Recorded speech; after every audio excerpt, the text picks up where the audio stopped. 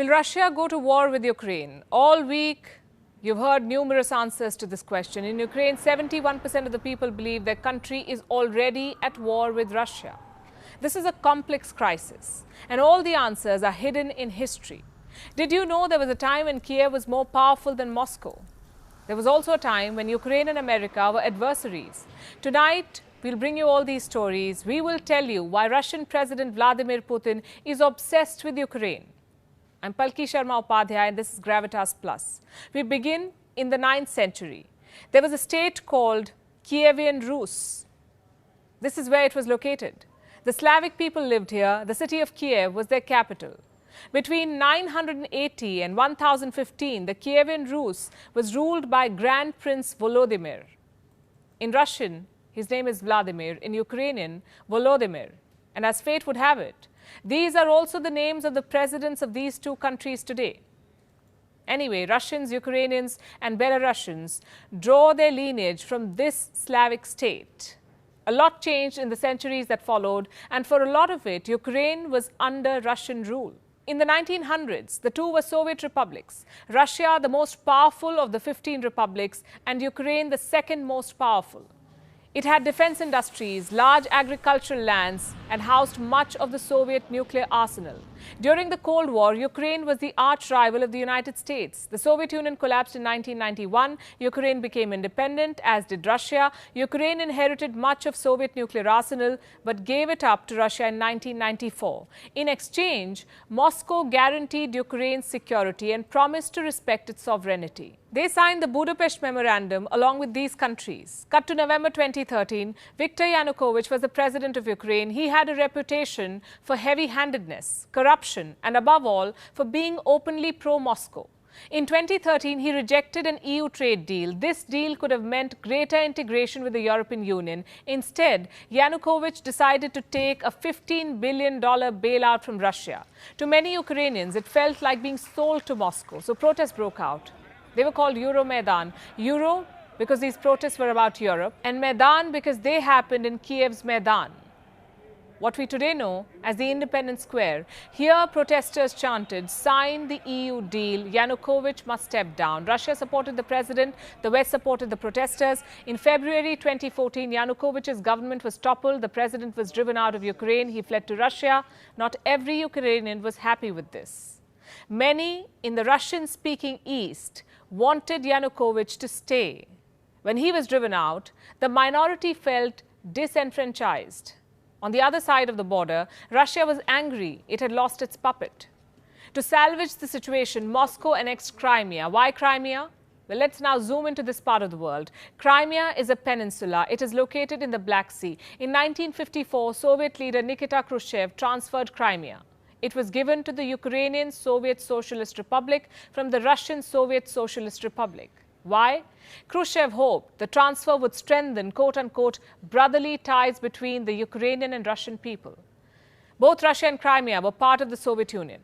So this transfer did not mean very much. When Ukraine became independent in 1991, Crimea joined it.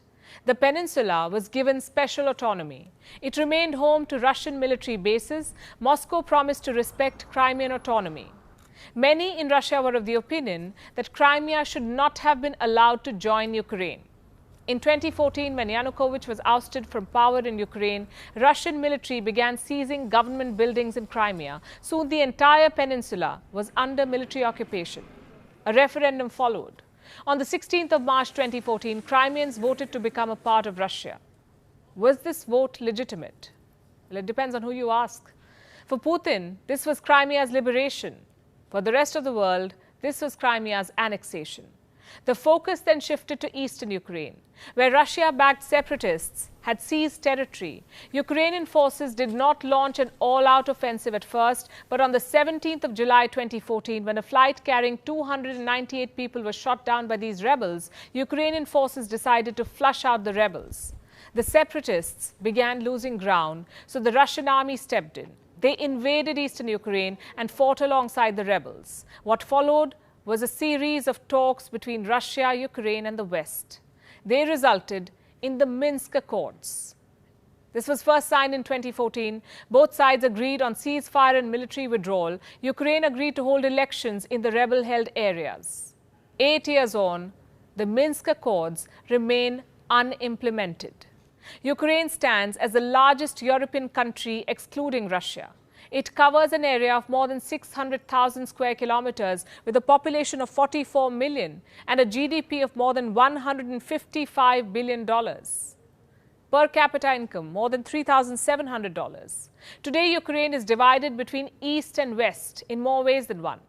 The West sees itself as more European. The East is closer to Russia, be it in terms of geography or sentiment. In the West, most Ukrainians speak Ukrainian. In the East, a third are native Russians. In the West, Russia is looked at with suspicion. In the East, Russia is looked at through the lens of shared history and heritage. Ukraine also remains at war. Its forces are fighting the rebels in the east. Rebel leaders are ruling at least two regions, Donetsk and Luhansk. Together, they are known as the Donbas region. Russia has once again sent its troops. This time, they're stationed right at the border. What does Vladimir Putin want? For NATO to stop expanding. NATO stands for North Atlantic Treaty Organization. It's a military alliance. These countries are the founding members of NATO. These countries joined it during the Cold War, and these countries joined after it. Ukraine wants to join NATO too, but Putin wants NATO to exclude Ukraine and every former Soviet state. And this is just half the story. Like I said, a lot is hidden in history. For starters, there is domestic politics. When Putin annexed Crimea, his approval rating skyrocketed. Keeping the nationalistic drum rolling helps the Russian president. Annexing parts of Ukraine also helps Putin restore Russia's superpower image. Again, back to history. Many Russians view Ukraine's independence as a mistake. It is true that Ukraine was ruled by Russia. In fact, Ukraine has barely remained independent pre-1991. There was a brief period before World War I and then another stint in 1600. For the rest of its modern history, Ukraine was under Russia. 1 in 6 Ukrainians is an ethnic Russian. 1 in 3 speaks Russian as a native language. So Putin is right when he says historically they were one. But claiming Ukraine on the basis of colonial history is wrong. It will be like Britain claiming India or South Africa or Spain claiming the Philippines.